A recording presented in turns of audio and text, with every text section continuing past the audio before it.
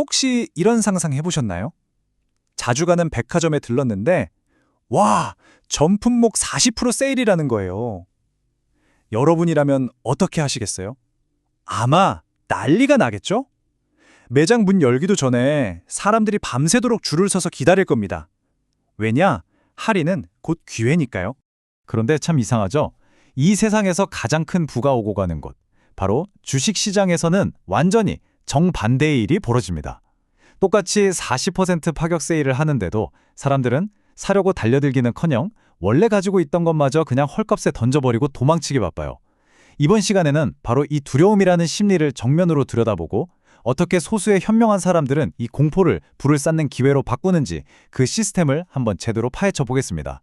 자, 그럼 다가올지 모를 폭풍에 대비하려면 일단 그 정체부터 알아야겠죠. 마치 자동차 계기판에 경고등이 깜빡이는 것처럼 우리 경제에도 위험을 미리 알려주는 신호들이 있습니다. 지금부터 가장 강력하다고 알려진 4가지 신호를 하나씩 짚어보면서 이 폭풍의 실체가 뭔지 알아보겠습니다. 첫 번째 신호, 바로 기록적인 수준의 기업 부채입니다. 예전에 금리가 아주 낮을 때 기업들은 정말 싼 이자로 어마어마한 돈을 빌렸거든요. 근데 지금 금리가 오르면서 그 이자 감당이 너무 힘들어지기 시작한 거죠. 그래서 결국 어떻게 됐냐? 기술 분야를 시작으로 배규호 해고가 일어나고 있습니다. 자, 두 번째 신호는 여기에다가 기름을 붓는 격입니다. 바로 소비자들의 저축이 거의 바닥을 드러내고 있다는 거예요. 이 두 가지가 만나면 정말 끔찍한 죽음의 나선이 만들어져요. 해고 소식이 들리죠? 그럼 저축해둔 돈이 없는 사람들은 당장 지갑을 닫아버립니다. 소비가 줄면 기업 실적이 나빠지고 그럼 또 더 많은 해고로 이어지는 악순환이 시작되는 거죠. 그리고 세 번째 신호, 아마 들어보신 분들 많을 거예요. 바로 장단기 금리 역전 현상입니다. 이게 지난 50년 동안 단 한 번도 틀리지 않고 모든 경기 침체를 정확하게 예측했던 지표거든요.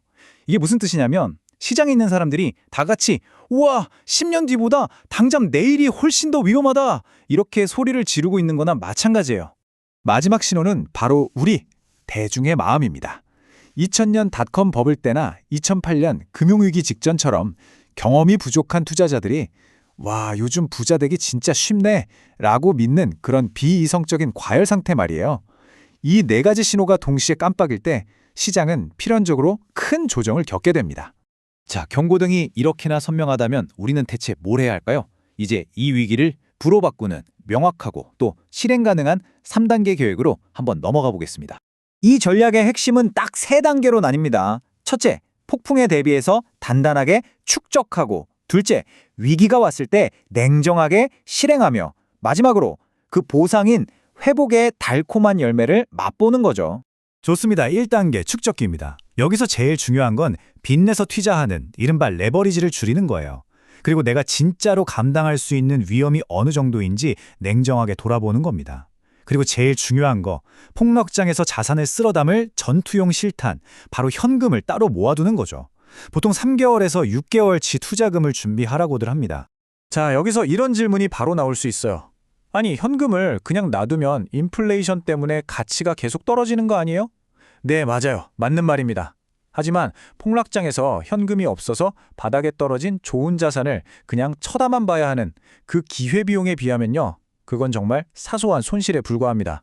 자, 드디어 운명의 2단계, 실행기입니다. 시장이 무너지고 모두가 공포에 질려서 주식을 던질 때 여러분의 본능도 아마 이렇게 외칠 거예요. 전부 다 팔고 도망쳐. 하지만 바로 이때 이 슬라이드의 로봇처럼 감정은 완전히 배제하고 오직 미리 정해놓은 원칙에 따라 기계처럼 행동해야 합니다. 피델리티에서 나온 정말 놀라운 연구 결과가 하나 있어요. 1980년부터 2022년까지 딱 1만 달러를 S&P 500 지수에 그냥 넣어두고 잊어버렸다면 어떻게 됐을까요? 그 돈이 무려 100만 달러, 그러니까 우리 돈으로 13억 원이 넘는 돈으로 불어났습니다. 폭풍우가 몰아쳐도 배에서 내리지 않는 것, 이게 바로 장기 투자의 무서운 힘이죠.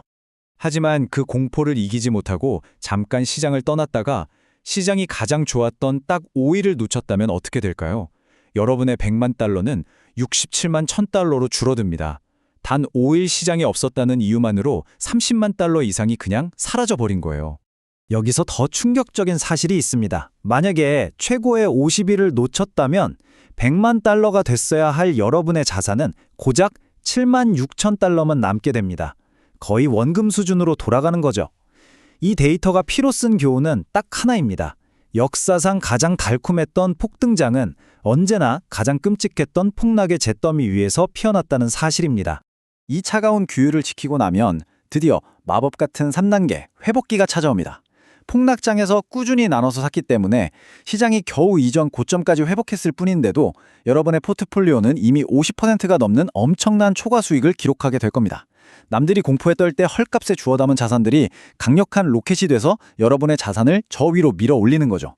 자, 여기까지 들으면 계획이 아주 완벽해 보이죠. 하지만 딱 한 가지 아주 결정적인 딜레마가 있습니다. 아니, 경기 침체기에는 내 일자리도 위험한데 대체 투자할 현금은 어디서 구하라는 걸까요? 바로 이 지점. 여기가 바로 기존의 투자 계획들이 가지고 있던 맹점입니다. 월급이 끊길지도 모르는 판국에 바닥에 떨어진 주식을 쓸어 담을 그 탄약을 대체 어디서 마련해야 할까요? 여기에 바로 21세기에 맞는 해법이 있습니다.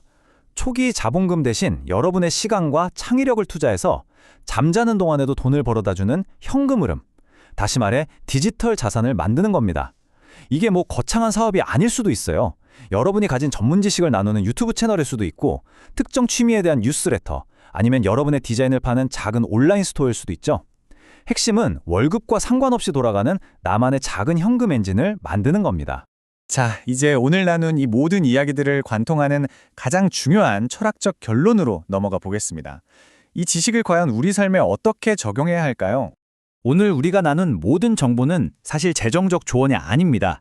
왜냐하면 진짜 지식이라는 건 누군가의 공식을 맹목적으로 따라하는 게 아니라 그 기본 원리를 이해하고 비판적으로 생각해서 나의 상황에 맞게 다시 조립하는 것이기 때문입니다. 결국 여러분 스스로 여러분만의 전략을 디자인해야 합니다. 오늘의 심층 분석을 마무리하면서 마지막 질문 하나를 던지겠습니다. 폭락장의 공포가 세상을 덮쳤을 때 좋은 자산들을 두려움 없이 사들이려면 결코 멈추지 않는 현금 흐름이 필요합니다. 오늘 밤 당장 여러분의 노트북 하나로 시작할 수 있는 여러분만의 디지털 자산은 과연 무엇일까요? 배움을 향한 여러분의 멈추지 않는 탐구를 언제나 응원하겠습니다.